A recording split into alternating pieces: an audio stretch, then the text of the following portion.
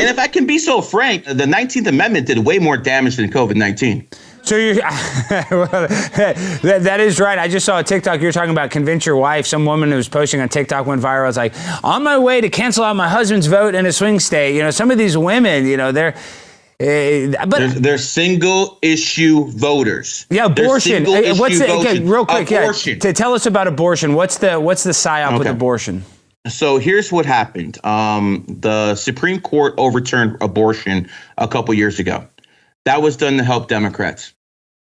It was done, I believe, in 2022, and that is the reason. Yeah. Yep, and that was the reason the Republican red wave didn't happen, because they basically overturned abortion because they knew that would get the women driving to the elections, because women are single issue voters. Yeah. They don't want to keep their legs closed, and they want the right to commit murder, and that is what they will vote for. That is they don't care about the economy. Mm-hmm. They don't care about America as a superpower. None of that stuff matters to them. The only thing that matters to them, and I'm not talking about all of them, I'm talking about 70% of them. Remember, 67% of single mothers voted for Biden. And by the way, if you vote for Kamala Harris and she goes to war, I'm not going. No, I'm not. My brother isn't going. Yeah. He's not going. You broads who voted that broad in power, you can go fight. Because Donald Trump had no wars. Donald Trump had no wars. There were no wars that were started under the Trump presidency. They talk all this garbage about Ukraine. No, that happened under Obama. He tested Obama. And then the reason Putin went into Ukraine is because he saw how America ran with its tail between its legs from Afghanistan because of Biden, even though the generals told him, don't do it that way. Well, did we lose Gary? Different way. They left billions in equipment over there, and Putin's looking at this guy's like, whoa, they're weak. They're weak. Uh-oh. No, we got you. Camera? You got us. No, I think we dropped you. Can you hear me, Gary? I can hear you. Okay, let's play SOT number 4, because you're going after women, but I know you love women. I know you respect women, but maybe... I love women. Yeah. Women give life. It's the whores you got to watch out for. Let's play SOT number 4. Listen, this is one of the reasons I believe in numerology. 7's the number of intelligence. I don't know about you, but I don't think much about women's intelligence. I really don't. Okay, I don't give a damn how that sounds. They have a different type of intelligence. Whatever you want to call it. They're nurturing, but yeah, they're not. Again, emotional intelligence is an oxymoron. Okay, so here's what it comes down to. I saw women who were born on the 7th, 16th, 25th who were running circles around men from an intellectual standpoint. I'm like, what the fuck is this? And then I realized it superseded gender, superseded race, superseded everything. So that's what I started saying, okay, there's something to this. And I've been at this for about 20 years. This doesn't happen overnight.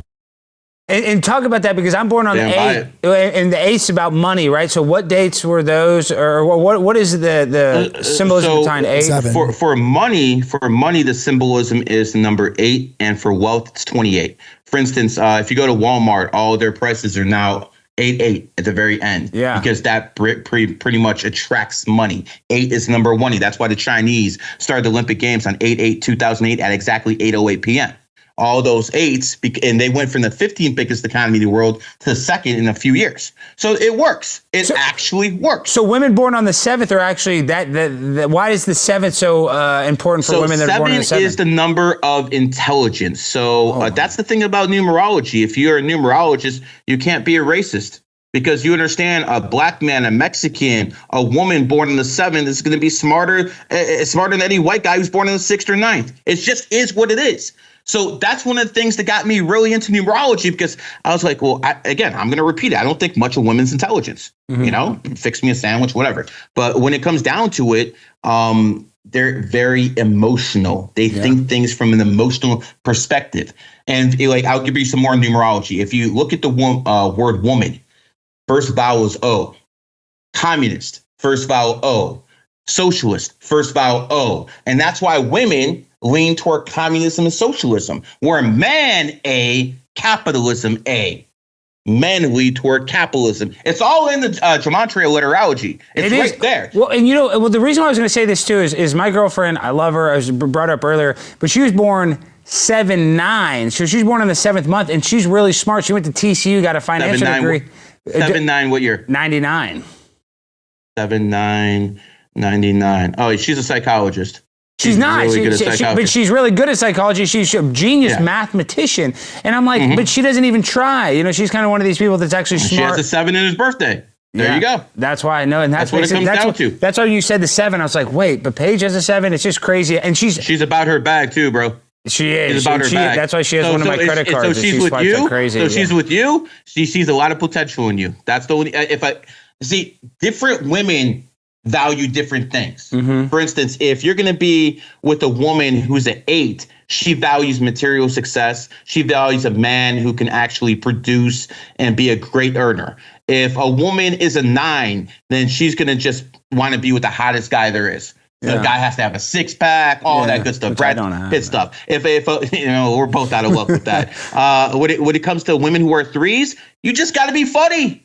Just be funny. That's why some guys you see with hot girls, because they're 3 life paths and they enjoy a guy just because they're funny. Different women are into different things. Unless they're Americanized, then they just can't keep their legs closed. Can you explain what the heck's going on with the betting odds? Can you pull up full screen 3? Because they were neck and neck 2 weeks ago, and now he's like almost 40 points ahead. Well, this is just gambling, Jimmy. I don't trust any polls.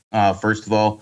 You know, someone can make this up with themselves. But I mean, if you look at all the swing states, Pennsylvania, Michigan, Nevada, Arizona, Georgia, they're all going red. I think that's pretty unlikely that Trump's going to get every single one of them.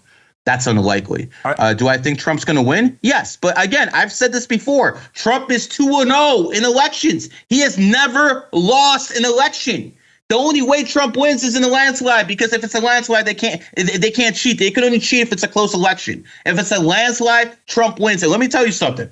I am so looking forward to the first 100 days of the Trump presidency, because I was at his last inauguration. I'll go to this one too. But in his first 100 days, the war in Ukraine ends. He will make a deal with Putin. Ukraine will be split in 2, and what's going to happen is he will force Putin to put political pressure on Iran. Iran will put pressure on Hamas and Hezbollah, and then that war will come to an end, and we still kick the can down for another 10 years to someone else. So you don't think we'll go to war with Iran, though, even though you don't think so? No, I think this is all political theater. See, I like that. I like that, because I don't want to go to war with Iran. I don't see any war coming unless Kamala Harris gets elected. You know, when Democrats come to power, but she loves. We seem to have war a lot. Kamala Harris doesn't like Israel. She's not going to help. She hadn't helped out Israel yet. You think, brother? I want you to understand something. They both have AIPAC handlers. Yeah. You know, Trump and Kamala, but at least Trump is honest about it, and he'll meet Netanyahu in public. Kamala met Netanyahu when he came to America. She just didn't do it publicly because she's scared of her base. She's a phony. That's what I'm trying to tell everybody. She is a complete fraud who slept her ass through Willie Brown in San Francisco, who got her in San Francisco mayor, got in the DA's office. Then she got slept her way to the Senate office. They needed a so-called black woman. She's not even black. And they take her to the White House. And now they're going to try to run this ran-through whore to the White House. Hell no. Hell no. Let me tell you something. When women are in positions of power, run. The last United Korea, when the North and the South Korea was together, was under a princess. Gone. The last kingdom of Hawaii was ran by a princess, queen. Gone. This keeps happening over and over. The Ming Dynasty lasted how many centuries? As soon as the princess took over, it's gone with the wind. So what I'm basically trying to tell you is very, very clear. Yes, you can bring up people like Margaret Thatcher. She was 1 in a million. Okay. Was she that great though? Was Margaret Thatcher that great? I thought she was. Compared to all these other women, she was a messiah. Okay? I'm saying you got to judge on a curve here. I see the bell curve. Okay. You do got to give it. Either they're D, we give them a B. Yeah, you can go down to some women in history, Joan of Arc and stuff like that. Whatever. But majority of women in political power fail. There was just a UK prime minister. What she last, like 40 days?